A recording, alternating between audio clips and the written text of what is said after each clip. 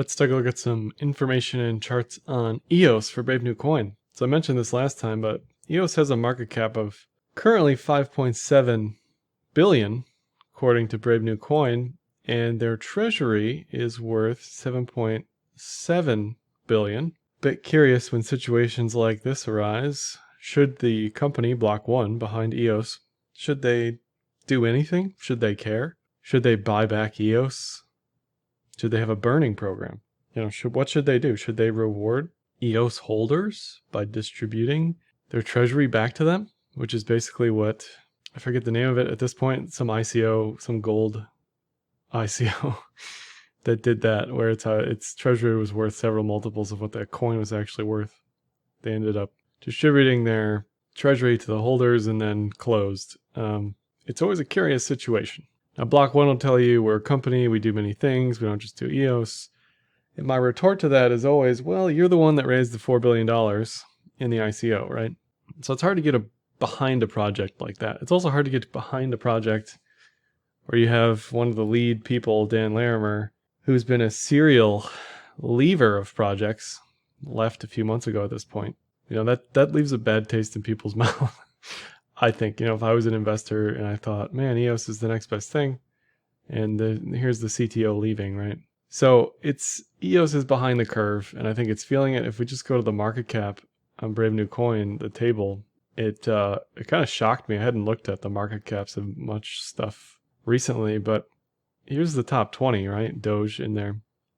I have to go past the top 20 to look at EOS. It's probably 25 to 30 at this point. No idea what most of this stuff is. Clay, Luna. I've heard of Luna. Clay I haven't even heard of until this second. But it's interesting how EOS has just continued to flounder its lead and has been unable to get a foothold in this market despite being a serious contender to some people as an ETH killer, beating ETH to proof of stake. It's almost smaller than Aave by market cap, which is just insane to think about. Anyway, so that's the market cap situation for EOS. Let's look at the block producers. Now, all of what I'm about to say for EOS and Tezos later today applies to ETH when ETH is proof of stake or any proof of stake coin. What you want to know, who are the block producers? Where are they located? Is there a geographic distribution?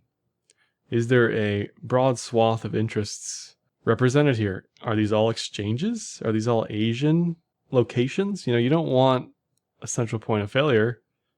Same thing with proof of work.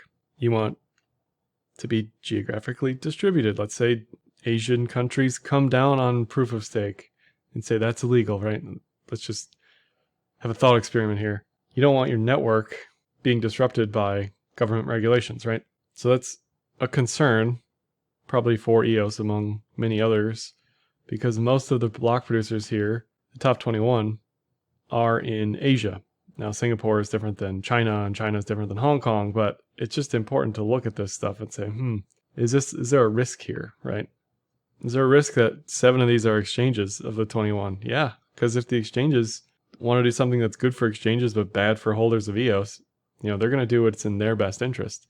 Now, this is representative democracy, and you can move your coins around, your votes, essentially, and choose the producer you want, who best represents you or who does things for the EOS that represent your ideals, right? But all this is important to keep in mind. So that's part of the proof of stake picture. Looking at the rich list, the biggest holder is Block One. They own 6%. I assume B1 is Block One. And the rest of these, or many of these, are exchange wallets, staking exchange wallets. Binance listed here a few times. So it's something else to consider for any coin. Who owns the coin? Who are the whales, right? Are the whales sitting on exchanges? Are they sitting independently? What are they doing? Are they just trading it? Do they care about the coin? Stuff like that is something to consider. And if we look at the staking rewards, it looks like the adjusted reward is less than 1%. That's after inflation.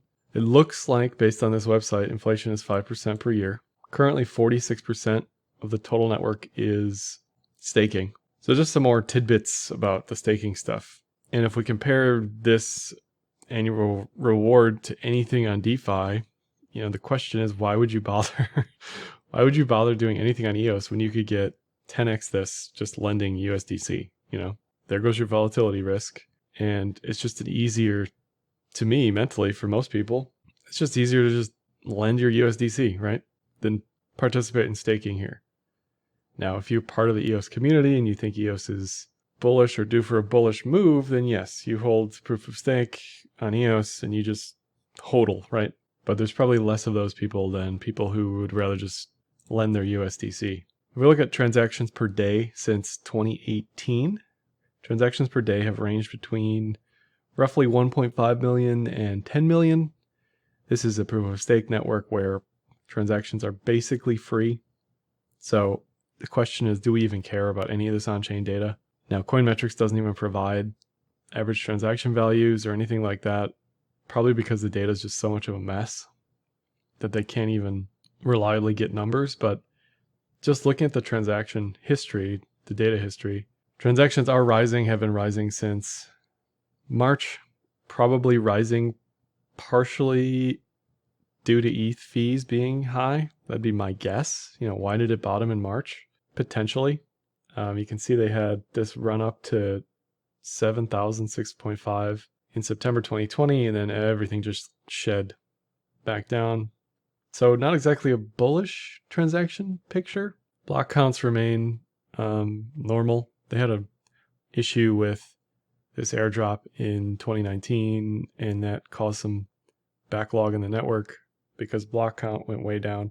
But that looks to be fixed at this point, and transactions have held fairly stable since January in reality. So not incredibly bullish there. If we look at the dApps on EOS, this is the 30-day balance, users, and volume of various dApps. Mainly games or gambling or DEX related things. Social media, is probably the outlier among all of these. But there's no big name DeFi projects like you see on ETH. If we switch just to compare, if we compare that to ETH, most of this is DeFi. For the most part, you've heard of all of these individual projects. Whether or not you participate in them, you're aware of them and what they do. This is NFT stuff. I don't really see too much NFT related things on, too many NFT related things on EOS, but that's another thing to keep in mind. Are these networks keeping up with each other, or is one of these networks like falling by the wayside? So even with fees on EOS being basically free, people would rather participate in DeFi land on ETH, right? We can probably compare this to BSC as well. And you look at these numbers in the billions on PancakeSwap, which I don't think any of these numbers are completely legit for BSC. But again, that's a question and that's a conversation you have to ask when we're talking about comparing these networks.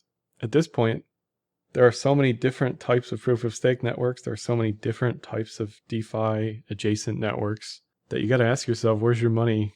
Where should I invest, right? EOS or some other place where the party's happening? Just something to consider.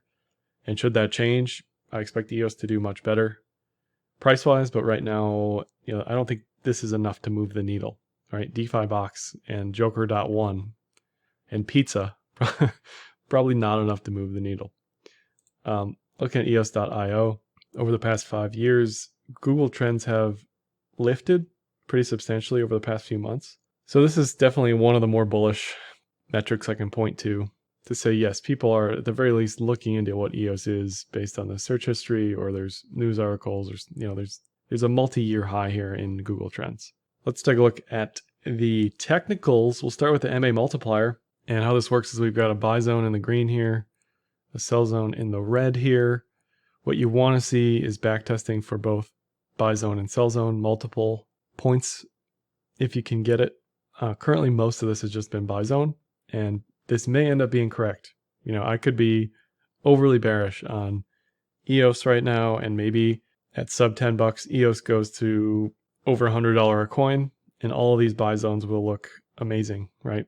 At that point, basically, this really hasn't been above $10 since 2018, and ever since then, it's just been a constant buy zone. That's one thing to consider. Currently, the top side's at $20, and that'll keep moving up if price keeps moving up. Something else to consider here is, does this represent white coffee in accumulation? And how does that look relative to the MA multiplier? And if we just compare this to some other charts like Monero, very similar setups with the white coffee and accumulation. And on the MA multiplier, you can see how long this was in the green zone, right? And this gives me hope for EOS. I don't hold any EOS. I don't plan to trade it. But if I was, I'd be looking to Monero for examples of what could happen, right? You had your white coffee and accumulation. Now we're in the markup phase, and the multiplier likes 950 plus, right? Now Monero has a lot more trading history to look at, but very similar type of setup where you're just in this extended buy zone. We can also look to Neo, very similar, right? Buy zone since 2018, just a mess of a sideways range over the past couple of years. Had its markup phase, and now it's approaching the other edge of that multiplier around 160. So it wouldn't surprise me, even though fundamentally I think EOS is extremely flawed relative to some of these other coins, it wouldn't surprise me based on technicals that there's some rotation trades that happen with EOS, sort of late cycle. So definitely think it's worth a watch. If we look at the 50 and the 200, they're cross bullish currently. We're above yearly pivots, or between the R1 and the R2. You can see we tapped the R3, went back to the R1. Typically these act as a ladder where price climbs or falls pretty tightly to those levels. So they print on the first of the year and they last the entire year. Currently the R5 is around 13. So that would be the year high that I'd be looking for. A decent amount of volume support on VPVR on the way down. If this does keep pulling down, the 200-day moving average is at 4.